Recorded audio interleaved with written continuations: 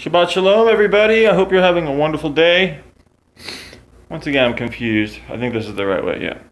Anyway, I figured I would do some kind of random review as we're getting ready for sundown on Shabbat, and don't usually use too much power or electricity at that time. So, going with a review here. It's a movie I think I've discussed in the past. So if there's another review on the channel, I'll just try to add some thoughts to it. This is a movie called Krull.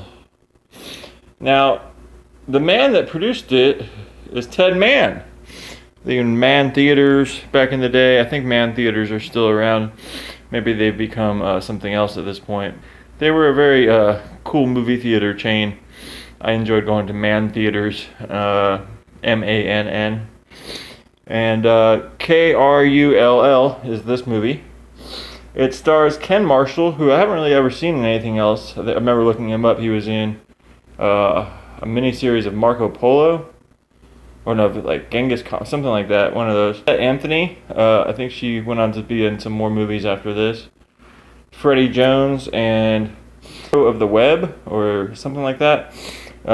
She's a actress in her 30s or 40s, but with her makeup, they make her look like a creature, for lack of a better term, in this film. Someone told me that American Werewolf in London won the first makeup effects Oscar. I think this came out in the same year, so I'm not positive if it was nominated or not, but it definitely should have been nominated for visual effects and for makeup. It may seem a little outdated at this time when you look at it. But in terms of the production design and in terms of he carries it through showing different parts of our world and making it look like its own world of Krull, it was great.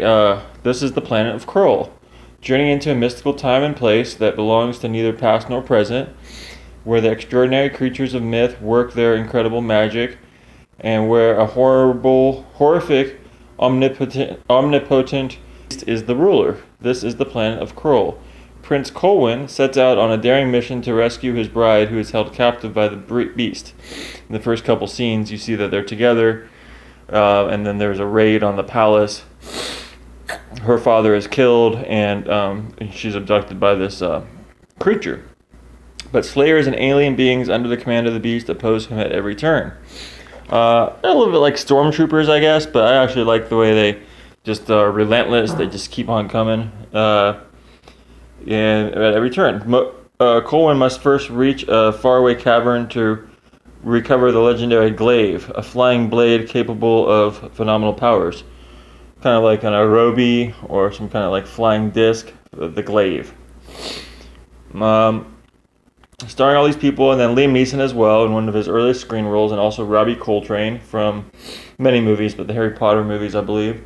Krull is a spectacular fantasy adventure beyond your wildest imagination. I really do agree with that. I don't think I really liked it the first time I saw it because, it's 40 some odd years after it was made, or 30 years after it was made, almost 40 years. And, some things kind of take you out of it. But if you just watch it and portrayals, all the people do a really good job.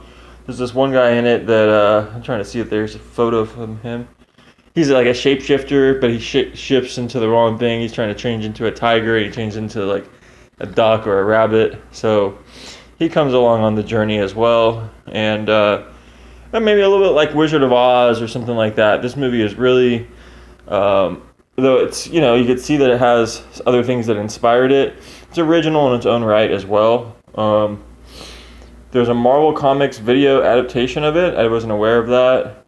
There's an original featurette that's done by Tom Bosley of Happy Days, narrating it, talking about the origins of sci-fi and the goals of this movie. And they actually Clydesdale horses, the largest horses in the world, to be ridden in this, and kind of used them for this film. And that's some beautiful footage. Learning to know how they got to do that.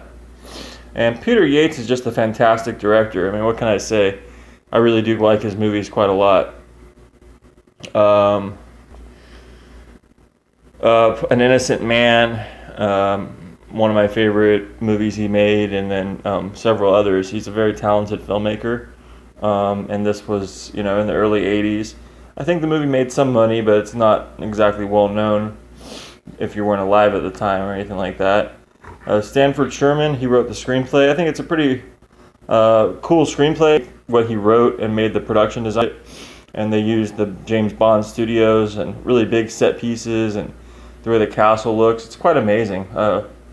Excalibur meets Star Wars and lavishly mounted, says Variety. That doesn't exactly sound like the best praise for it. But hey, here's some images from the film. And definitely check it out. Great commentary track by Peter Yates, Ken Marshall, Lisette Anthony, and editor. I don't think they're all in the same room at the same time, but definitely a very entertaining movie, a very family-friendly movie as well. No cussing, no anything. Like, compared to the Avengers or the Marvel movies, there's much more darker themes in that than this. I highly recommend it. Ron Silverman, I think, did a really good job of producing it as well. The legendary glaive is definitely a really cool weapon. And I love the movie. It's really grown on me. And I recommend that everyone check out Krull. And Shabbat Shalom. Thank you.